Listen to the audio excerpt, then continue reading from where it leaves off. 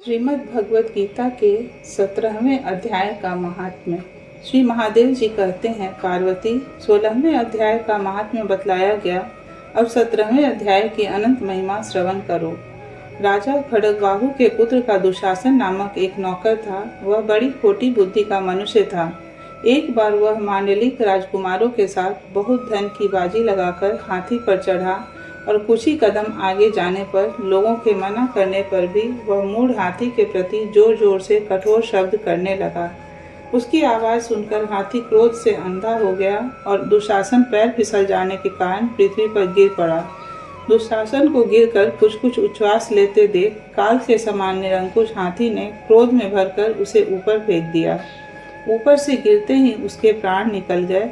इस प्रकार कालवश मृत्यु को प्राप्त होने के बाद उसे हाथी की योनि मिली और सिंहल द्वीप के महाराज के यहाँ उसने अपना बहुत समय व्यतीत किया। सिंहल द्वीप के राजा की महाराज खड्गवाहु से बड़ी मैत्री थी, अतः उन्होंने जल के मार्ग से उस हाथी को मित्र की प्रसन्नता के लिए भेज दिया। एक दिन राजा ने श्लोक की समस्या पूर्ति से संतुष्ट होकर किसी कवि को पुरस्कार रूप में वह हाथी दे दिया और उन्होंने 100 स्वर्ण मुद्राएं लेकर उसे मालव नरेश के हाथ भेज दिया।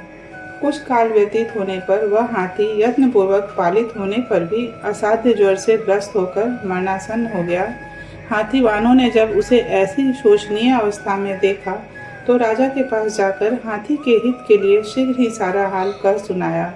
महाराज, आपका हाथी अस्वस्थ जान पड़ता है, उसका खाना पीना और सोना सब छूट गया है। हमारी समझ में नहीं आता इसका क्या कारण है। हाथीवानों का बताया हुआ समाचार सुनकर राजा ने हाथी के रोग को पहचानने वाले चिकित्सा कुशल मंत्रियों के साथ उस स्थान पर पदार्पण किया जहां हाथी ज्वरग्रस्त होकर पड़ा था।